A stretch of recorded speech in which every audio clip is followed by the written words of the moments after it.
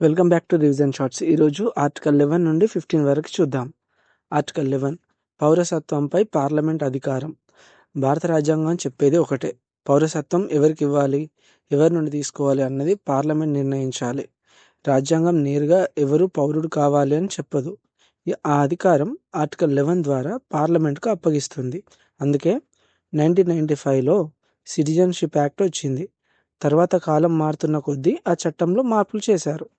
2019లో వచ్చిన citizenship amendment act CAA కూడా article 11 ఆధారంగానే తీసుకొచ్చారు. అంటే భారతదేశంలో పౌరసత్వం మీద జరిగే ప్రతి పెద్ద నిర్ణయానికి ఆర్టికల్ 11 రీజన్. ఆర్టికల్ 12 స్టేట్ అంటే ఎవరు. మన రాజ్యాంగం ప్రజలకు ఫండమెంటల్ రైట్స్ ఇచ్చింది.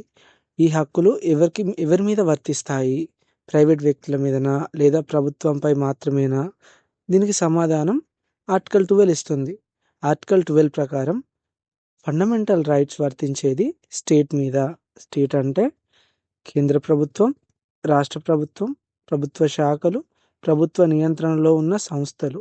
ఉదాహరణకి ఎల్ఐసి ఒక ఇన్సూరెన్స్ కంపెనీలా కనిపించినా అది ప్రభుత్వ సంస్థ. అందుకే కోర్టు చెప్పింది ఎల్ఐసి కూడా స్టేట్ కింద వస్తుంది. అందుకే ఎల్ఐసితో మీకు ఏమైనా అన్యాయం చేస్తే మీరు ఫండమెంటల్ రైట్స్ ఆధారంగా కోర్టుకి వెళ్ళవచ్చు.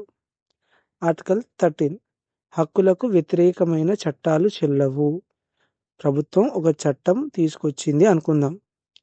ఆ చట్టం ప్రజల హక్కులు తొక్కేస్తే ఆ చట్టం ఉండాలా ఉండొద్దా అనేది ఆర్టికల్ 13 చెప్తుంది. ఆర్టికల్ 13 ఏం చెప్తుంది అంటే ఉండొద్దు అనే చెప్తుంది. ఏ చట్టమైనా ఫండమెంటల్ రైట్స్కి వ్యతిరేకంగా ఉంటే కోర్టు దాన్ని రద్దు చేయగలదు. 2015లో జరిగిన శ్రేయా సిన్హాల్ కేసు దీనికి గొప్ప ఉదాహరణ. ఐటీ యాక్ట్లోని సెక్షన్ 66A వల్ల సోషల్ మీడియాలో మాట్లాడితే అరెస్ట్ చేసే పరిస్థితి వచ్చింది. సుప్రీంకోర్టు ఆర్టికల్ 13 ఆధారంగా ఆ చట్టాన్ని పూర్తిగా రద్దు చేసింది. అంటే ఆర్టికల్ 13 ప్రజల హక్కులకు కవచం లాంటిది. ఆర్టికల్ 14 సమానత్వపు హక్కు. భారతదేశంలో ప్రధానమంత్రి అయినా సాధారణ వ్యక్తి అయినా చట్టం ముందు అందరూ ఒకటే. ఇదే ఆర్టికల్ 14. ప్రభుత్వం ఎవరికి ప్రత్యేక రాయితీ ఇవ్వకూడదు, ఎవరికి అన్యాయం చేయకూడదు, అన్యాయంగా శిక్షించకూడదు. జయలలిత కేసు దీనికి ప్రత్యక్ష ఉదాహరణ.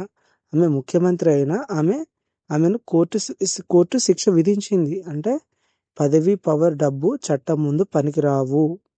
ఆర్టికల్ 15 వివక్ష నిషేధం. ఈ ఆర్టికల్ చాలా మానవీయమైనది. ఇది చెప్తుంది మతం, కులం, లింగం, పుట్టిన ప్రదేశం ఆధారంగా ఎవరిని తక్కువగా చూడకూడదు. శబరిమల ఆలయం కేసు 2018లో జరిగింది. ఇది దీనికి పర్ఫెక్ట్ ఎగ్జాంపుల్. ఎలా అంటే మహిళలను ఆలయంలోకి అనుమతించకపోవడం వివక్ష అని కోర్టు చెప్పేసింది. అంటే ఆర్టికల్ 15 ఆధారంగా ఆ నిషేధాన్ని రద్దు చేసింది. భారతదేశంలో ఎవరు 2వ తరగతి పౌరుడు కారు. Thanks for watching. ఈ వీడియో మీకు నచ్చినట్టయితే ఒక చిన్న లైక్ చేయండి, సబ్స్క్రైబ్ చేయండి. ఇలాంటి కంటెంట్ కోసం రివిజన్ షార్ట్స్ని ఫాలో కండి. Thanks for watching.